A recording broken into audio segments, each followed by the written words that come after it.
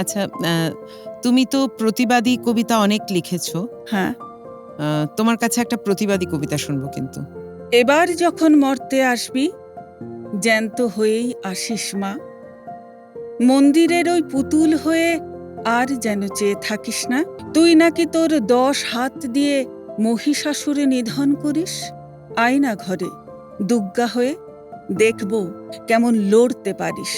যে নারীরা জন্ম দেয় নর এবং নারী কুল, তোর পায়েতে মন্ত্র পড়ে, অঞ্জলি দেয় অশ্রু ফুল, তারাই কিন্তু মানব স্রষ্টা, তারাই কিন্তু জাতির মূল। সবাই জানে সেসব কথা, কিন্তু ওরা মানে কই? নারী নিপীড়ন জলখাবারে বধূর গায়ে আগুন ওই।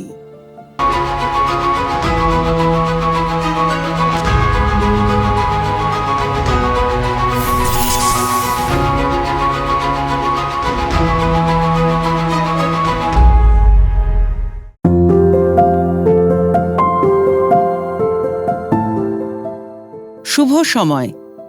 আবার এসে গেছি আপনাদের সামনে সন্দীপ গুহ প্রোডাকশনসের মনের কথা মন কথা নিয়ে। আজকে আমাদের সঙ্গে আছেন বিশিষ্ট কবি দুর্গা বেরা। দুর্গাদি, নমস্কার। নমস্কার। কেমন আছো? খুব ভালো আছি। তোমার অনেক কবিতাই আমরা পড়ি প্রতিনিয়ত। Thank you. তোমার একটা কবিতা, মনে হয় নামটা ছেলেবেলা, সেই সব দিন আর নেই। হ্যাঁ হ্যাঁ। দুপুরে আচার চুরি, বিকেল হলেই খেলতে যাওয়া, কেউ ওড়াতো ঘুড়ি। তা তোমার ছেলেবেলা বা তোমার মেয়েবেলা কেমন কেটেছে? আমার ছেলেবেলা ভীষণই ভালো কেটেছে। আমার মনে হয় সকলের ছোটবেলায় খুব ভালোই কাটে। আমি তো গ্রামে মানুষ, বা গ্রামেই জন্মগ্রহণ করেছি। তো ওখানে খোলামেলা মাঠ, সবুজ ক্ষেত বা যা কিছু সব কিছুই পেয়েছি, প্রাকৃতিক সৌন্দর্য পেয়েছি। আর খুব ভালো কেটেছে, এটাই বলতে পারি। মানে প্রকৃতি কি কোথাও তোমাকে কবিতা লিখতে সাহায্য করেছে? হ্যাঁ, একদম। আমি ছোটবেলায় খুব চুপচাপ থাকতাম, কথা একদমই বলতাম না। আর এতটাই কথা কম বলতাম যে অনেকক্ষণ পরে যখন আমাকে কেউ ডাকতেন, আমার ঘাড়টা মট করে উঠতো। মানে একদিকে তাকিয়ে থাকতাম, কথা তো বলতামই না, অন্য কারোর দিকে তাকাতামও না। তো তার জন্য তখন আমাকে অনেকেই বলতেন পাড়ার, যে তুই তোর কথাই শোন, তোর কথা আর আমাদের শুনতে হবে না। এরকমই একটা ছিলাম আমি একজন। তো যার জন্য আমি খুব ভাবতাম বেশি, ওই ফুল পাখি সমস্ত সব কিছু নিয়ে দেখে দেখে ভাবতাম বেশি। আর সেটা থেকেই একটা মনের মধ্যে যে কথাগুলো আসতো সেটা আমি লিখে ফেলতাম। এবং লিখতাম বলতে গেলে সেই ছোটবেলা থেকেই, যবে থেকে আমি সেন্টেন্স লেখা শুরু করেছি, ভুলভাল যা কিছু, আমার অঙ্ক খাতার 4-5টা পাতা আমার খালি থাকতো লেখার জন্য। ওটাই আমার খেলার জায়গা বলা যেতে পারে, নিজের মনে খেলা আর সেটাই লেখা। মানে খেলার ছলে কবিতা লেখা। ছোটবেলা থেকে তোমার কবিতা লেখা শুরু? একদম। স্কুলের ম্যাগাজিনে কখনো লিখেছো কবিতা? না, স্কুলের ম্যাগাজিনে কখনো দেইনি, কারণ আমি খুব লাজুক ছিলাম। আর দিলে আমি ভাবতাম যদি যে আমার নামটা জেনে যাবে, আর কবিতাটা যদি তার ভালো না লাগে তো তখন আমাকে খ্যাপাবেন। তো সেটাতে আমি খুব ভয় পেতাম, যার জন্য আমি স্কুলের ম্যাগাজিনে কখনো কবিতা দিইনি। তবে আমার কবিতা তখনকার দিনে খুব দেওয়াল ম্যাগাজিন ছিল, দেওয়াল পত্রিকা যেটাকে বলা হতো, একটা বক্স করে তার দিয়ে ঘেরা থাকতো।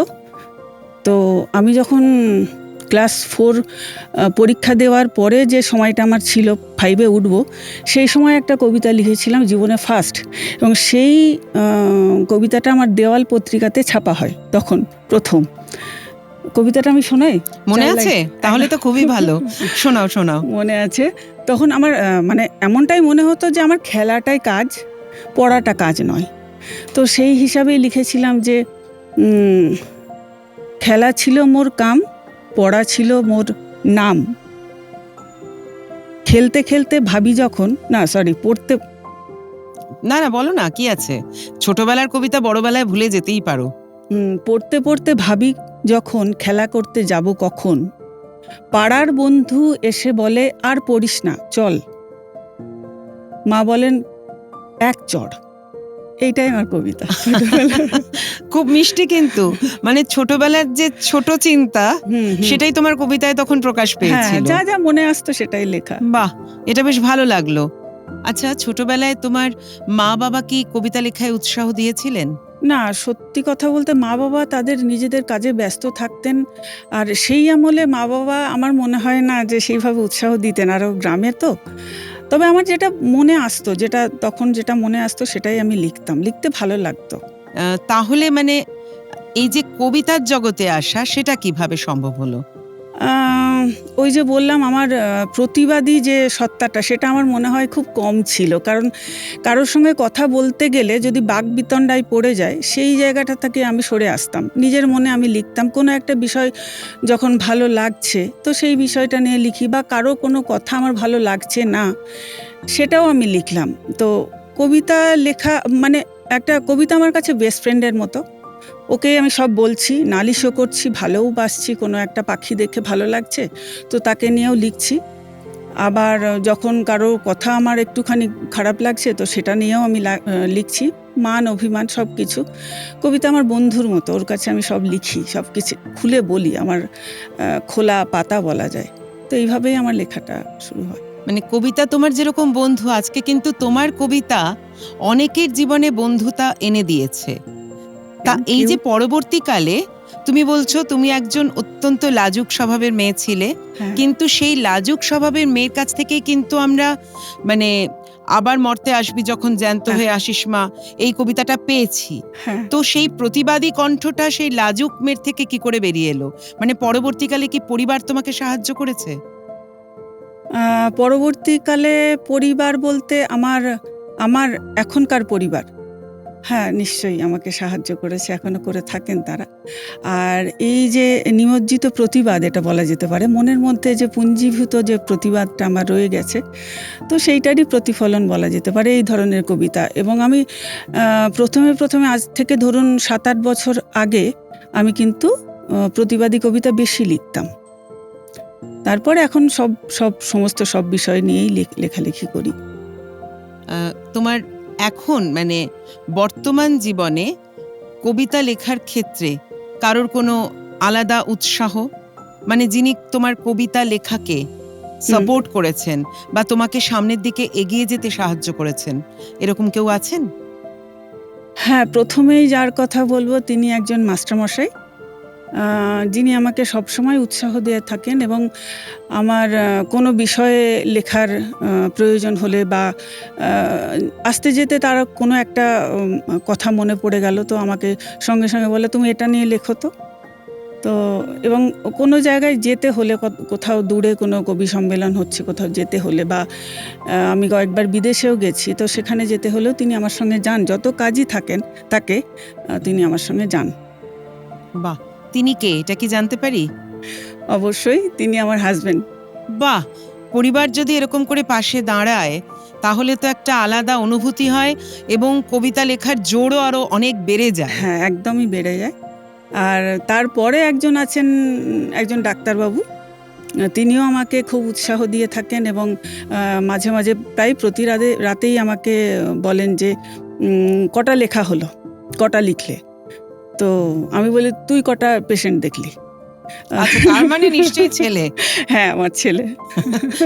মানে মায়ের প্রতি একটা অকৃত্রিম ভালোবাসা থেকেই একদম। এই জায়গাটা আসে যে তুমি কটা কবিতা লিখলে আজকে। হ্যাঁ, হ্যাঁ। আর তারপরে তো আমার অগণিত পাঠক বন্ধু আছেন যারা কবিতা পড়ছেন বা যারা মঞ্চস্থ করছেন, তারা তো আমার প্রণম্য আমার কাছে। আমি মঞ্চে থেকেই তাদেরকে আমি প্রণাম জানাই। যারা আমার কবিতা লেখার ব্যাপারে আমাকে নিয়মিত উৎসাহ দিয়ে থাকেন, তাদের ভালো, ভালো কমেন্টস, শেয়ার এবং আমার কবিতাকে তারা গ্রহণ করছেন। এটা আমার কাছে অনেক বড় ব্যাপার। তোমার কবিতা বাচিক শিল্পীরা কিন্তু খুব বলেন, মানে আবৃত্তি করে থাকেন। তা সেটা তোমার কেমন লাগে? সেটা তো আমার পরম পাওয়া। কেমন লাগে বলতে কি, আমার পরম পাওয়া। আমি এটা ভাবিইনি কখনো যে আমার কবিতা কেউ বলবেন। আমার কবিতা আমি তখন লিখতাম, যখন ছোটবেলায় লিখতাম, লিখছি, ছোট ছোট ম্যাগাজিনে বেরোচ্ছে, তখন খুব ম্যাগাজিন বেরোতো বা নিউজ পেপারে বেরোতো, তো সেইগুলো বেরোচ্ছে। আর তখন ওই যে ছাপার অক্ষরে দেখছি আমার কবিতা, এটা আমার কাছে খুব আনন্দের মনে হতো, খুব ভালো লাগতো। তারপরে যখন আমি ক্লাস 11-এ পড়ি, তখন আমার একটা বড় ম্যাগাজিনে আমার লেখা বেরোয়। তো তখন থেকে একটা ওই নিজের লেখা যে সুন্দর সুন্দর ম্যাগাজিনে বেরোচ্ছে দেখছি, এটাই আমার কাছে অনেক বড় ব্যাপার ছিল। আর তারপরে যে মানে মানুষ এতটা গ্রহণ করবেন, এটা আমার কাছে মানে প্রাপ্তি বলা যায়। মানে এমন হয় না যে কোনো কোনো সময় মনে হয় যে ঈশ্বর আমি অনেক পেয়ে গেছি, যা যা চেয়েছিলাম তার চেয়ে বেশি পেয়ে গেছি। তো এই ক্ষেত্রে আমি সেটাই বলবো। এই প্রসঙ্গে আরেকটা কথা মানে ইচ্ছে করছে জানতে, ধরো তুমি যে বলছো তুমি ছোটবেলায় কোনোদিন ভাবোইনি যে তোমার কবিতা এত মানুষের কাছে পৌঁছবে।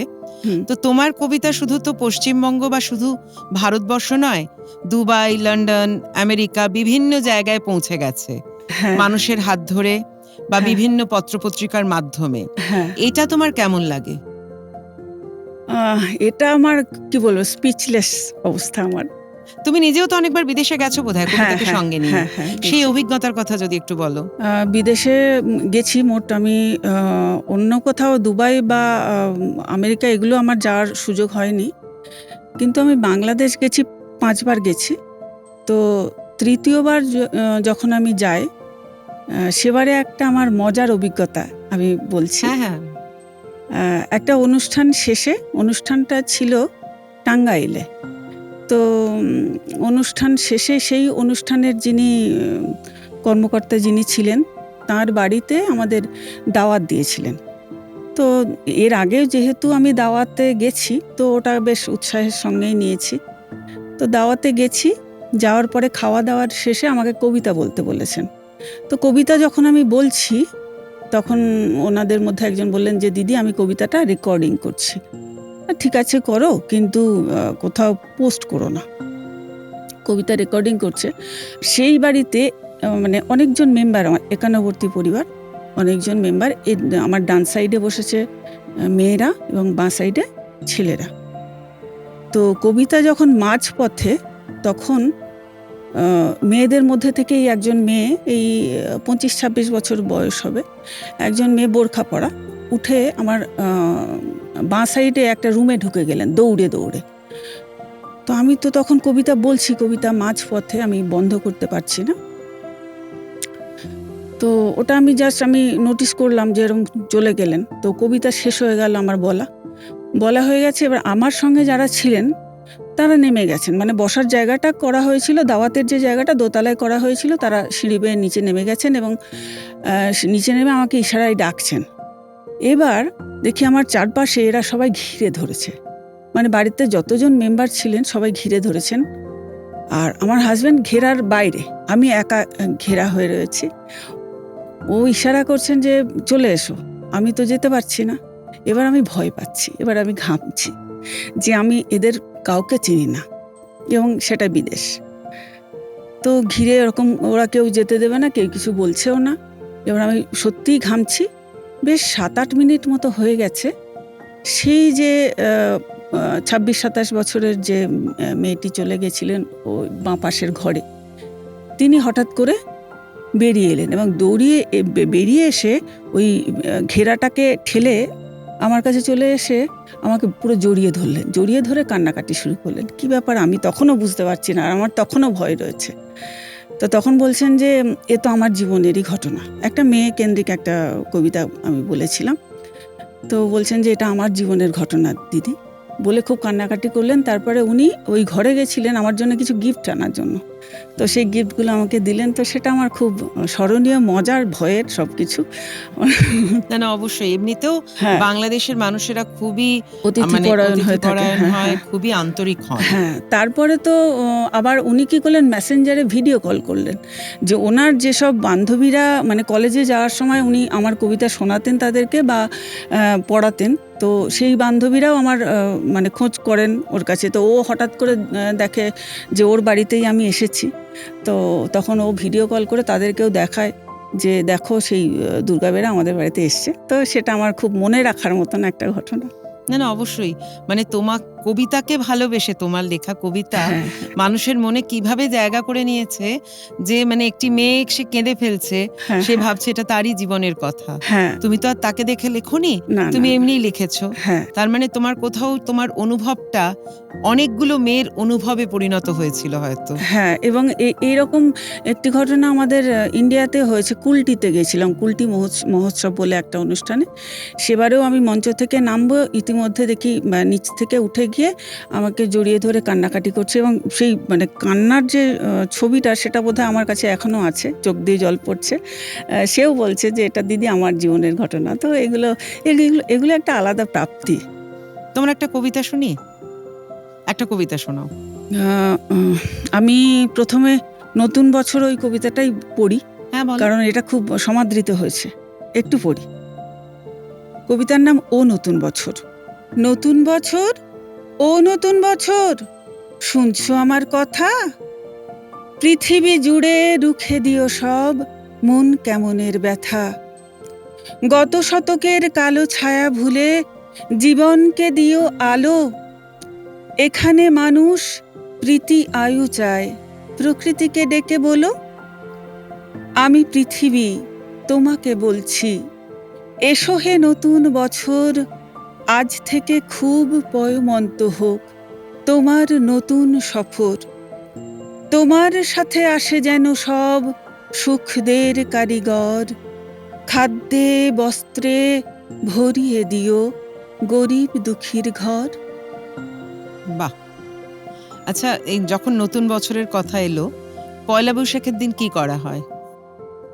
পয়লা বৈশাখের দিন তো প্রোগ্রাম থাকে, এই যাই এগুলোই। আর তো যেগুলো নতুন একটু জামা কাপড় পরা, এগুলো তো থাকেই। আচ্ছা, তুমি তো প্রতিবাদী কবিতা অনেক লিখেছো। হ্যাঁ। তোমার কাছে একটা প্রতিবাদী কবিতা শুনবো কিন্তু। এবার যখন মর্তে আসবি, জ্যান্ত হয়েই আসিস মা, মন্দিরের ওই পুতুল হয়ে আর যেন চেয়ে থাকিস না। তুই নাকি তোর 10 হাত দিয়ে মহিষাসুরে নিধন করিস, আয়না ঘরে দুর্গা হয়ে দেখব কেমন লড়তে পারিস। যে নারীরা জন্ম দেয় নর এবং নারী কুল, তোর পায়েতে মন্ত্র পড়ে অঞ্জলি দেয় অশ্রু ফুল, তারাই কিন্তু মানব স্রষ্টা, তারাই কিন্তু জাতির মূল। সবাই জানে সেসব কথা, কিন্তু ওরা মানে কই? নারী নিপীড়ন জলখাবারে বধূর গায়ে আগুন ওই। এবার যখন মর্তে আসবি, জ্যান্ত হয়েই আসিস মা, মন্দিরের ওই পুতুল হয়ে আর যেন চেয়ে থাকিস না। সিলিং ফ্যানে ঝুলছে নারী, বৃদ্ধাশ্রমে কাঁদছে মা, অশুভ শক্তি বিনাশিনীর এমন চুপ যে মানায় না। রড ঢুকিয়ে পিষছে জনি, আস্তা কুঁড়ে কন্যা ভ্রূণ, আজও পাচার হচ্ছে নারী, তুই কি অন্ধ নিদারুণ? গণধর্ষণে নারী মাংস নিথর হলে আঁচড়ে খায়, ভোগের পরে ছুঁড়ে ফেলে কেউ, কেউ জ্যান্ত পুড়িয়ে দেয়। এবার যখন মর্তে আসবি, জ্যান্ত হয়েই আসিস মা, মন্দিরের ওই পুতুল হয়ে আর যেন চেয়ে থাকিস না। সদ্যজাত কন্যা বধে গলা টিপে জন্মদাতা, মারছে স্রষ্টা, মরছে সৃষ্টি, ও মূর্তি জানিস কি তা? শিশু কিশোরী প্রৌঢ়া মাতার যত্রতত্র শরীর ভোগ, আইন কানুন টাকায় চুপ, ফাইল বন্দি অভিযোগ। ধর্ষকের কোনো রূপ নেই মা, ঘরের কিংবা বাইরের লোক, দাঁড়িয়ে দেখে তোরে সমাজ, পিছনে হাসে সামনে শোক। ওমা, নরের জন্মদাত্রী হওয়ার এটাই কি পাওনা? এবার যখন মর্তে আসবি, জ্যান্ত হয়েই আসিস মা, মন্দিরের ওই পুতুল হয়ে আর যেন চেয়ে থাকিস না। কৈলাসে আর যাস না ফিরে, স্বরক্ষিত নারী গড়িস মা।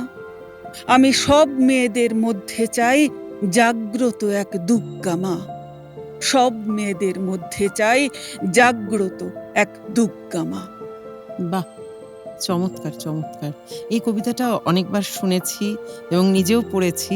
তো তোমার যেটা আমার একটা প্রশ্ন, এটা কি তুমি অভয়ার পর লিখেছিলে, অভয়াকাণ্ডের পর না আগেই? একদম। অভয়াকাণ্ডের পরে না?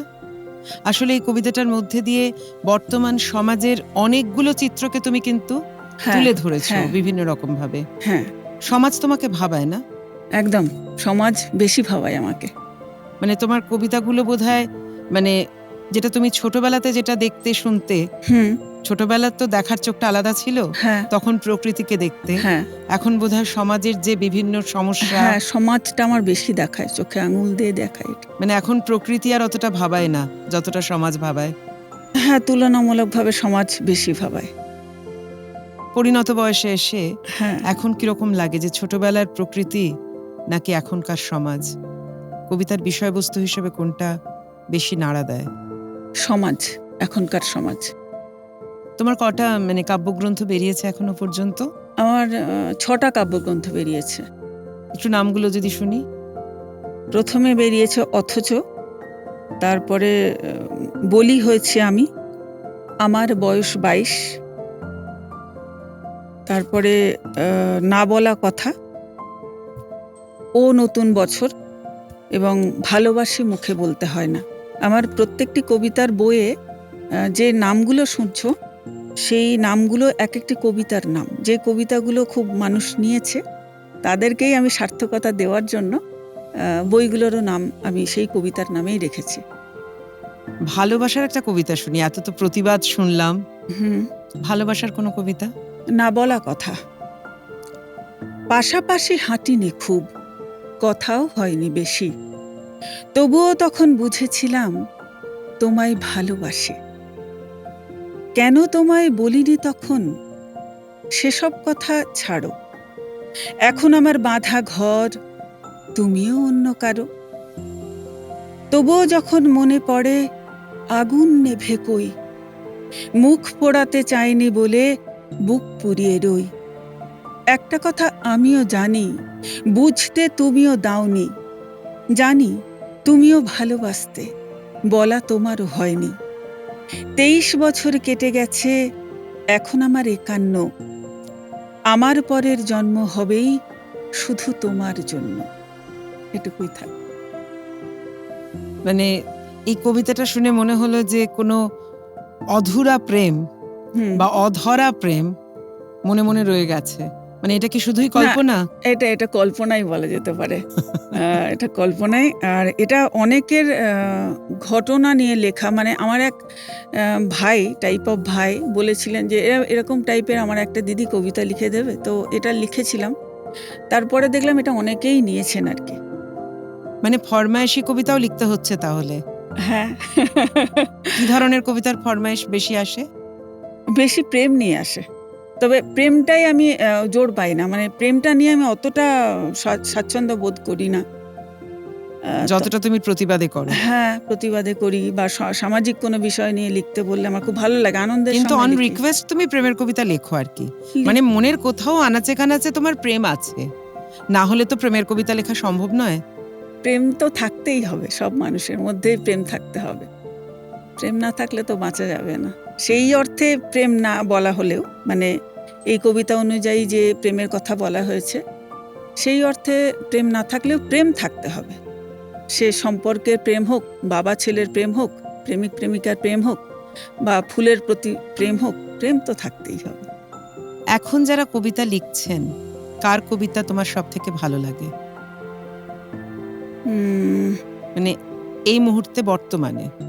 সেইভাবে বলা যায় না। আমার তো মনে হয় সবার কবিতাই ভালো লাগে। তবে একটু যদি এক আধ নাম্বারের জন্য বলতে বলা হয় আমাকে, ঠিক আছে, তাহলে ২-৩টে নামই শুনি, হ্যাঁ, অসুবিধা নেই। হ্যাঁ।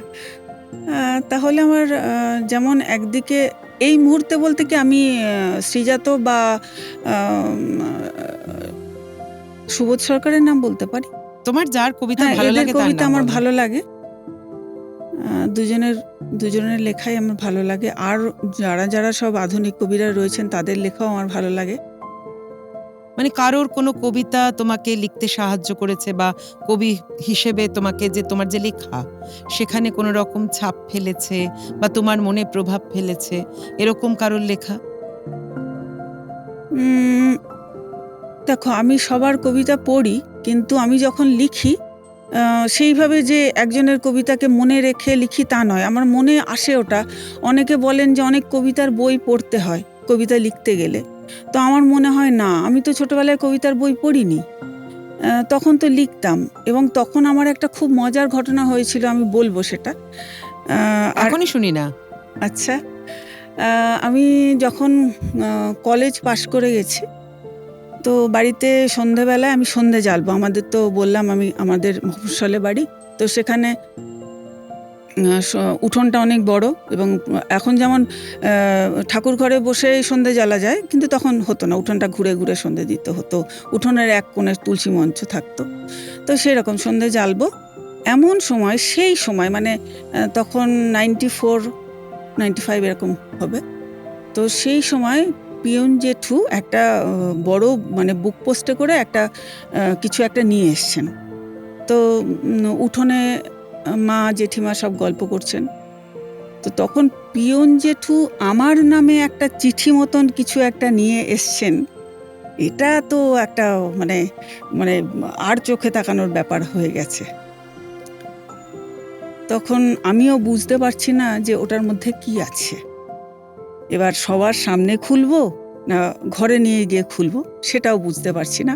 সবার সামনে যদি না খুলি, তাহলে আবার কাকিমা জেঠিমারা বুঝবেন যে কিছু একটা আছে। এবার তখন কি আর করি, প্রদীপটা নামিয়ে রেখে আমি সবার সামনেই, সকলের সামনে, মা কাকিমা জেঠিমা আছেন, সকলের সামনেই আমি ওই খামটা খুলেছি। খুলছি যখন, তখন আমার মনে হচ্ছে যে কি জানি কোনো সহৃদয় যদি প্রেমিক কোনো থেকে থাকেন, সে যদি প্রেমপত্র দিয়ে থাকেন, হ্যাঁ। তো আমি একদম অবস্থা খারাপ হয়ে যাবে আমার। তো তবুও আমি খুললাম। খুলে দেখি একটা খুব উন্নত মানের একটা ম্যাগাজিন, যেটার মধ্যে একদিকে রয়েছেন জয় গোস্বামীর লেখা, আর একদিকে আমার। আমি ওটা দেখেই আমার চোখ দিয়ে জল বেরিয়ে গেছিল। জীবনে ওই একটা আমার প্রথম ঘটনা যেটা। তো কারণ তখন জয় গোস্বামীর ওই মালতীবালা স্কুল খুব চলছে, আর তখন ওটাতে, হ্যাঁ, বালিকা বিদ্যালয়, হ্যাঁ, তখন ওটাতেই ফিদা। তো আর ওনার পাশে আমার কবিতা, আমি ভাবতেই পারছি না এরকম একটা ব্যাপার। তো আমি সেই দিন কেঁদে ফেলেছিলাম আর কি, ওইটা দেখে আপ্লুত হয়ে গেছিলাম। তো ওটা আমার জীবনের খুব মজার যেমন ঘটনা, এবং খুব স্মরণীয় ঘটনা আর কি। হ্যাঁ, না, আমার অবশ্যই মানে হ্যাঁ, উঠোনে বসে একটা ম্যাগাজিন পাচ্ছ এবং সেখানে তুমি খুলে দেখছো জয় গোস্বামীর হ্যাঁ, লেখা এক পাতায়, আর উল্টো দিকের পাতাটায় তোমার লেখা। হুম। এটা তো সেই কিশোরী হৃদয় হ্যাঁ, নাড়া দেওয়ার মতনই ঘটনা। আর সেই কোন গ্রামে আমি তখন, ওটা দেখে আমার খুব ভালো লেগেছিল এবং খুব ইন্সপায়ার হয়েছিলাম ওটার জন্য। পরবর্তীতে লেখার ক্ষেত্রে মনে হয়েছিল যে না, হতেও পারে, লিখতেও পারি, মানে হয়তো আমার দ্বারা কবিতা হয়। আদতে আমি এখনও জানি যে আমার দ্বারা কবিতা হয় না, অকবিতায় হয়। সকলে গ্রহণ করেন, কবিতা বলেন, এটাই আমার ভালো লাগে। তো আমি জানি না কতদূর কি আমি লিখতে পারি, তবে ওটা আমার একটা উৎসাহ, একটা অনুপ্রেরণা বলা যেতে পারে। মানে সেই একটা সলতে জেগে থাকার মতন একটা, বলে না যে প্রদীপের সলতেটা জেগে আছে, তো মনের মধ্যে ওটা জেগেছিল। যখন বিয়ের ঠিক পরে পরে আমার একটু লেখাটায় ভাঁটা পড়েছিল, যেমন হয় আর কি। সংসার নিয়ে একটু ব্যস্ত ছিল প্রথম দিকে। তো তখনও আমার মনে হতো যে না, ওখানে যখন লেখা বেরিয়েছে তো বোধহয় আমি পারবো। তারপরে আবার লেখাটা আবার নতুন করে শুরু হলো, আর যখন ওই ফেসবুকটা এলো আরো বেশি বেশি করে শুরু হলো। আচ্ছা, কবিদের কাছে রবীন্দ্রনাথ ঠাকুর একটা মানে বিরাট প্রণম্য জায়গা। হ্যাঁ, তা তুমি রবীন্দ্রনাথ ঠাকুরকে নিয়ে কোনো কবিতা লিখেছো? হ্যাঁ, অনেক লিখেছি। একটা শুনি। নিশ্চয়। কবিতার নাম কেমন আছো রবি ঠাকুর। এটা আমি রবীন্দ্রনাথ ঠাকুরের নোবেলটা যখন খোয়া যায় তারপরে লিখেছিলাম। কেমন আছো রবি ঠাকুর, তোমার সহজ পাঠ, গান, গল্প, ছড়া, কবিতা চলছে তো জমজমাট। এ কি, তুমি মুচকি হেসে ফিরিয়ে নিলে মুখ, কি হয়েছে বলো রবি? কিসের লাগি দুঃখ? মুক্ত চোখে শুভ্র কেশে ওগো কবিয়াল, নোবেল চুরি গিয়েছে বলে তাই কি রেগে লাল? ওরা তো শুধু ধাতু নিয়েছে, নোবেল তোমারই আছে। নোবেল গর্ব চোর কি বোঝে, খায় না গায়ে মাখে? বুঝেছি বুঝেছি, আমি বুঝেছি তোমার দুঃখ কত। বিশ্বকবি, জানি তুমি ক্ষোভে জর্জরিত। রাগ করা কি তোমার সাজে? তুমি না স্রষ্টা, যোগী? নাইট উপাধি ত্যাগ করেছ জানে জালিয়ানওয়ালা বাগী। প্রাইমারিতে তোমার লেখনী ক্লাস ওয়াইজ বড় জোর দুটো। তবুও আমরা বুদ্ধিজীবীরা সমকক্ষ, জগন্নাথ ঠুঁটো। চল এখন ইংরেজি মাধ্যমের, বাংলা অস্তা চলে। টেগর চেনে না, পোয়েট চেনে, ওরা রাইম বলে। রক শোনে, ডিজে শোনে, ওরা আল্ট্রা মডার্ন। শরীর ঝাঁকিয়ে মঞ্চে কাঁপায় রিমেক রবীন্দ্রগান। কাবুলিওয়ালার খোঁজ জানে না, দেনা পাওনা ডুবে। খোকা বাবুর প্রত্যাবর্তন নাকি হয়েছে ইউটিউবে। নাটক এখন আটক আছে অনলাইনের শোজে। গল্প বাদ, পড়া এখন মাল্টিপল চয়েসে। ফাগুন এখন বনে লাগে না, ফাগুনে আগুন লাগে। ওই কটা দিন রবীন্দ্রগান মনের পাতায় জাগে। রবীন্দ্র জয়ন্তী, 22শে শ্রাবণ, ভাগ্যিস ছিল দুটো দিন। আমরা সেদিনই বুঝতে পারি তোমার কাছে অশেষ ঋণ।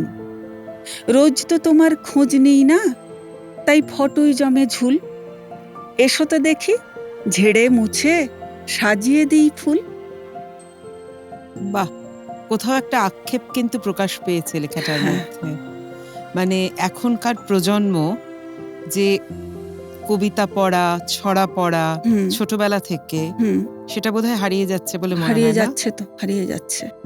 মানে আমাদের ছোটবেলায় আমরা যেভাবে কবিতা পড়েছি, সেটা রবীন্দ্রনাথ ঠাকুর হন বা অন্য যে কোনো কবিরই কবিতা হন, সেই যে কবিতা পড়া আর এখনকার বাচ্চাদের কবিতা পড়ার মধ্যে অনেক পার্থক্য। অনেক পার্থক্য। আমরা তো কবিতা মুখস্থ করতাম বা মন থেকে মুখস্থ করতাম।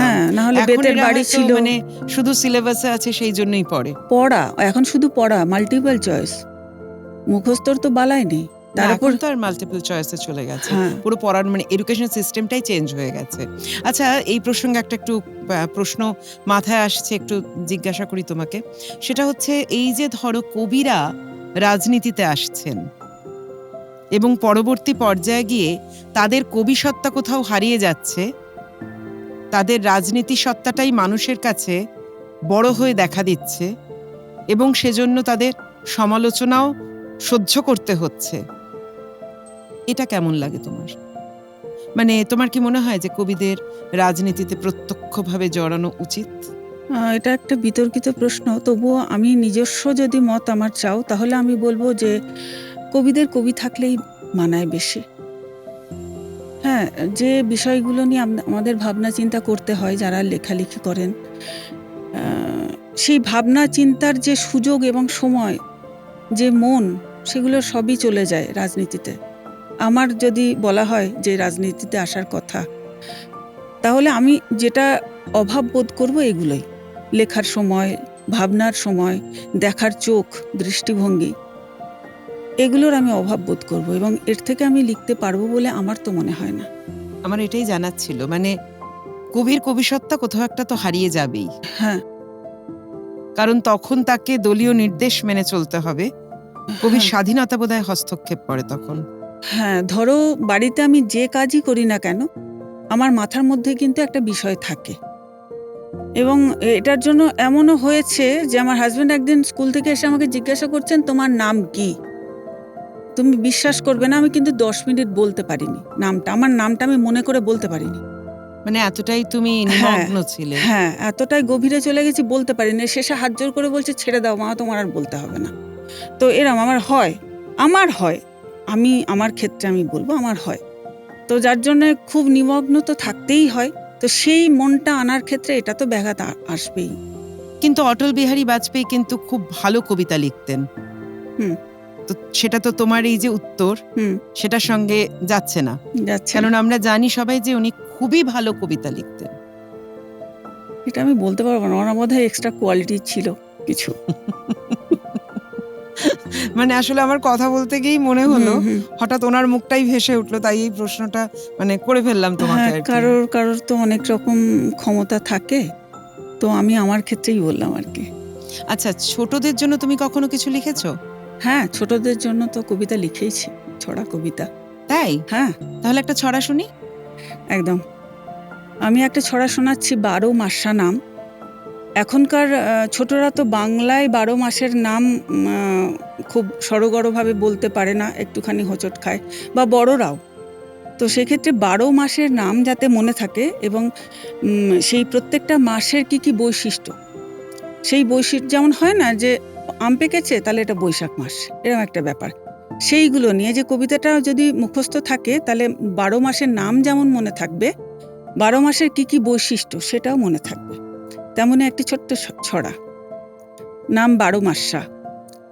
আম পড়ে টুপটাপ বৈশাখী ঝড়ে, জ্যৈষ্ঠে কাঁঠাল ঘ্রাণে ম ম করে। আষাঢ় ভাষায় পথ, রেনি ডে স্কুলে, শ্রাবণের বাড়িধারা কেতকী বকুলে। পচে ওঠা খাল বিলে ভাদরের মাস, আশ্বিনে মাঠে মাঠে দুলে ওঠে কাশ। ছোট বড় ঘুড়ি ওড়ে কার্তিক আকাশে, অগ্রহায়ণে নাচে শ্রীকৃষ্ণ রাসে। পৌষের রোদে খাই পিঠে মজা করে, মাঘ মাসে বাগদেবী স্কুল ঘরে। আবির পলাশে রাঙে ফাল্গুন মাস, চৈত্রে বছর শেষ করি হাঁস ফাঁস। বাহ! মানে এ তো বেশ মানে খিদেই পেয়ে গেল। অনেকগুলো মাস ধরে ধরে বেশ খাওয়ারের কথা। সেই মানে তোমার বেশ আম, কাঁঠাল হুম, সবই হুম। এসে গেছে কবিতাতে। এসে এটা গেছে বেশ ভালো লাগলো যেটা। শুনতে। আচ্ছা, তুমি তো অনেক মানে তোমার কবিতা অনেক গান হয়েছে, হুম। এরকম শুনেছি আর কি। তা সেরকম তোমার যে কবিতা গান হয়েছে, আমি যতটা জানি তুমি একটু গানও ভালোই গাও, খারাপ গাও না। তো একটা গান শুনি, তোমার লেখা কবিতা গান হয়েছে এরকম কোনো গান? হ্যাঁ, মানে আমার এখন যা গলার পরিস্থিতি, মানে ওই ফাটা বাঁশ কিংবা ভাঙা কাশির মতন। হ্যাঁ, হ্যাঁ, তো ঠিক সেই আছে, অবস্থায় চলবে, কোনো অসুবিধা নেই। চললে ঠিক আছে, চললে আমিও গাইতে পারি। একটা ওই করোনা পিরিয়ডে আমি একটা কবিতা লিখেছিলাম। তো সেই কবিতাটাকেই একজন গায়িকা তিনি গেয়েছেন। আ মানে আমরা তখন হারিয়ে যাচ্ছিলাম। সবাইকে হারিয়ে ফেলছিল। তো সেইটাকে আমি মনে রেখে লিখেছিলাম। হারাতে হারাতে প্রাপ্তি আসুক ফিরে, ঐক্যমতের ঘুরন চরকি ঘুরুক, পৃথিবীর বুকে আবির ছড়ানো ভরে, খাঁচা ভেঙে পাখিতে পান্তরে উড়ুক। হারাতে হারাতে প্রাপ্তি আসুক ফিরে, মাঝে মাঝে কিছু খুনসুটে লুটে পুটে, গোল্লা ছুট খেলে যাক বনাবনি, কপোত কপোতে পাশে থাকাটুকু দিয়ে, হৃদয়ে ভরুক ভালোবাসা মনামনি। হারাতে হারাতে প্রাপ্তি আসুক ফিরে, ঐক্যমতের ঘুরন চরকি ঘুরুক, পৃথিবীর বুকে আবির ছড়ানো ভরে, খাঁচা ভেঙে পাখিতে পান্তরে উড়ুক। এটুকুই। ভালোই সুর আছে তো গলায়। তুমি বললে ফাঁটা বাঁশ, তো একদমই মনে হলো না। যথেষ্ট সুরে গেয়েছে এবং সুন্দর Thank লাগলো you. শুনতে বেশ। Thank you. ওই আচ্ছা, আর কি। মানে এটা আমি যদিও পড়িনি কিন্তু শুনেছি লোকমুখে, হুম। মানে যেটাকে আমরা মোটিভেশনাল স্পিচ বলি, তুমি ওরকম নাকি কবিতা লেখো, মানে যাকে আমরা বলতে পারি মোটিভেশনাল কবিতা। হ্যাঁ। এরকম, এটা আমি মানে আমারও বেশ ভালো লেগেছে শোনার পর। তা হ্যাঁ। সেরকম একটু কিছু শুনি। আসলে স্পিচ তো অনেকেই দেন না? কবিতাটা আমার একটু মনে এসেছিল, লিখেছিলাম। বেশ কয়েকটা লিখেছি, তার মধ্যে একটা শোনাচ্ছি। নাম অভিজ্ঞতা। বলছিলাম কি, চোখের কোণে জল না রেখে ঠোঁটের কোণে হাসি রেখো। কটু কথার ওজন ভারী, মুখের কথায় মধু রেখো। প্রবাহের মতো বাঁচে না কেউ, বাধা পেয়েই বেঁচে থেকো। সকল বাধা অস্থায়ী, তাই সময়ের দিকে চোখ রেখো। গলা কিংবা উঁচু ঘাড়ে আজ যদি কেউ ধাক্কা দেয়, একদিন সেই আসবে দ্বারে মাল্য দিতে তোমার গলায়। বলছিলাম কি, সতেজ চিত্ত সবুজ রাখতে হৃদয়খানে উদার রেখো। ক্ষণিকের এই জীবদ্দশায় পাট ভাঙা শুশ্রূষা রেখো। অসৎ কেটে বসত গোড়ো, জেগে দেখা স্বপ্ন দেখো। সময় যদি বিপক্ষে যায়, মনের কোণে সহ্য রেখো। যেখানে নিজের সম্মান নেই, সেখান থেকে সরে থেকো। তোমায় যে জন রাখবে আপন, তুমি তাকে আগলে রেখো। বলছিলাম কি, নিজের কোনো অপমানে প্রতিবাদী হওয়া শেখো। নিজেকে নিজে না বাঁচালে আসবে না কেউ, জেনে রেখো। মনে রেখো, যা পেয়েছো ভুলে যেও যা পাওনি। কি হবে আর ওসব ভেবে, যেটা তুমি আর নাওনি? তোমায় দেখে কে কি বলছে সেসব কিছু শুনো না গো। নিশানা হবে লক্ষ্য ভেদি, শুধু নজর সরিও না গো। বাহ! আচ্ছা, বাংলাদেশে তো তুমি অনেকবার গেছো। তা বাংলাদেশের মানুষের কাছ থেকে তুমি যে সম্মান পেয়েছো, বিভিন্ন জায়গা থেকে আমি জানি তোমাকে সম্মাননা দেওয়া হয়েছে, এবং আমাদের পশ্চিমবঙ্গেও তুমি বিভিন্ন জায়গা থেকে সম্মাননা পেয়েছো। এটা তোমাকে কিভাবে জীবনে প্রভাব ফেলেছে, কবিতা জীবনে? ভীষণভাবে প্রভাব ফেলেছে। আর সবচেয়ে বড় কথা, যখন নিজের দেশ থেকে গিয়ে বাইরে কোনো দেশ থেকে সম্মান পাই, সেটা তো একটা আলাদাই ব্যাপার। ভীষণ ভালো লাগে এবং উৎসাহ তো পেয়েই যায়। সেই মেমেন্টো বা সেই সম্মান বা সেই মানপত্রগুলো যখন দেখি, তখন একটা আলাদা উৎসাহ পাই লেখার প্রতি। আর এদেশেও তাই। এদেশে একটা আমাদের ইন্ডিয়াতেই, ভারতেই একটা উড়িষ্যাতে, বিশেষ করে আমার অনেক দিন আগের ঘটনা মনে নেই, উড়িষ্যাতে একটা 9টা দেশ নিয়ে একটা কবি সম্মেলন হয়েছিল। তো আন্তর্জাতিক কবি সম্মেলন আর কি। তো সেখানে যখন আমি যাই, যাওয়ার পরে যখন দেখি যে ফ্রান্স থেকেও কবি এসছেন বা তামিলনাড়ু থেকে, এরকম বিভিন্ন জায়গা থেকে এসছেন। তো আমি তো তামিল ভাষা তখন ভালো জানতাম না, এখনও জানি না। তো তখন মানে অনুষ্ঠানের আগে যখন সবাই একসঙ্গে বসে গল্প করছি, একজন একজন কবি, তিনি আমাকে বারবার বলছেন, তখন আমি অনেক ছোট, সেবারে কবি সম্মেলনের আগে সবাই মিলে গল্প করছি, তখন একজন তামিল কবি, তিনি আমাকে বারবার করে বলছেন একটা কথা, আমি কিছুতেই বুঝতে পারছি না। তখন বলতে আজ থেকে 10 বছর আগে, আমি বুঝতে পারছি না। তিনি বারবার বলছেন, ইউ আর এ পোয়েট। আমি অনেক বেশ 2-3 বার শুনেছি, আমি বুঝতে পারছি না। তারপর আমি আস্তে আস্তে কেটে কেটে ওটা নিজেই কেটে কেটে শুনলাম নিজের কানে। তখন ভাবলাম যে হ্যাঁ, উনি বলছেন ইউ আর এ পোয়েট। আবার এমনও হয়েছে যে ওই অনুষ্ঠানে যখন আমি কবিতা বলতে উঠবো, তখন দেখছি সবাই অন্য অন্য ভাষায় কবিতা বলছেন এবং বাঙালি নেই। এবার আমি ভাবছি বাংলা কবিতা বলবো, তাহলে শুনবেনটা কে? এবং না শুনলে, কবিতার বিষয়বস্তু যদি না জানতে পারেন, তাহলে তো কবিতার মূল্যায়ন করতে পারবেন না। তখন অধিকাংশ লোকই ইংলিশে কবিতা বলছেন, কেউ তামিলে বলছে, এরম বলছে। তখন আমি কি করি, ওই অডিয়েন্সে বসে বসেই একটা আমার ছোট্ট কবিতা আমি তখন হোয়াটসঅ্যাপ করে পাঠিয়ে দিই আমার ছেলেকে। ছেলে ওটাকে ইংলিশে ট্রান্সলেট করে দেয়। তো সেখানে বসে বসে আমি সেটাকে একটুখানি মানে কণ্ঠস্থ বা সরবর করে তারপর মঞ্চে উঠে বলি। এরকম একটা ঘটনা আমার ঘটেছে এই কবি সম্মেলনে। আসলে কবি জীবন তো, কবি জীবনে নানা সময় নানা ঘটনা ঘটে যায়, মানে কোনোটাই ইচ্ছাকৃত হয় না। হ্যাঁ, কবিরা সাধারণত একটু মানে কি বলবো, জীবনটাকে খুব হালকাভাবে নিয়ে থাকে, আবার কোনো কবি জীবনটাকে খুব গভীরভাবে নিয়ে থাকেন। এক এক কবি এক এক রকম হন, হুম, সেটাই হচ্ছে আসল কথা। আচ্ছা, এবার কিন্তু আমরা একটু র্যাপিড ফায়ার রাউন্ডে যাব। আমি তোমাকে দুটো অপশন দেব এবং তোমাকে তার মধ্যে একটা চুজ করতে হবে, ঠিক আছে? সুনীল গঙ্গোপাধ্যায় না সমরেশ মজুমদার? সুনীল গঙ্গোপাধ্যায়। শরৎচন্দ্র চট্টোপাধ্যায় না বঙ্কিমচন্দ্র? শরৎচন্দ্র চট্টোপাধ্যায়। শঙ্খ ঘোষ না সুভাষ মুখোপাধ্যায়? সুভাষ মুখোপাধ্যায়। কণিকা বন্দ্যোপাধ্যায় না সুচিত্রা মিত্র? সুচিত্রা মিত্র।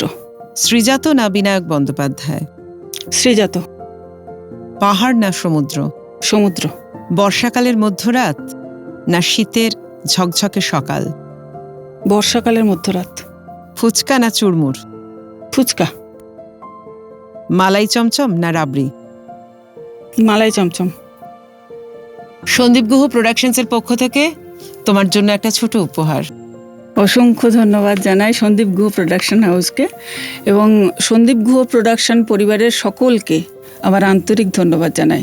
সকলে দেখুন সন্দীপ গুহ প্রোডাকশন হাউসের প্রত্যেকটি অনুষ্ঠান। দুর্গা বেরার কবিতার এই যে শুনলাম আমরা, যাকে বলা হলো মোটিভেশনাল কবিতা, দর্শক বন্ধুদের জন্য বলবো, এই যে কবিতার মধ্যে একটা পজিটিভ ভাইব্রেশন, এবং এই কবিতার মধ্যে দুর্গা বেরা বলতে চেয়েছে প্রতিটি মানুষকে জেগে উঠতে হবে নিজের জন্য, নিজের ভালোর জন্য। হ্যাঁ, এটাই কিন্তু সত্যি। নিজে ভালো থাকলে তবে কিন্তু অন্যকে ভালো রাখা যায়, পরিবারকে ভালো রাখা যায়, সমাজকে ভালো রাখা যায়, রাষ্ট্রকে ভালো রাখা যায় এবং নিজের দেশকে, নিজের রাষ্ট্রকে ভালোবাসা যায়। নিজে ভালো থাকুন, অন্যকে ভালো রাখুন। এটাই হোক আমাদের জীবনের মূল উদ্দেশ্য, মূল লক্ষ্য। সবাই ভালো থাকবেন। আজকের মতো এখানেই বিদায় নিচ্ছি।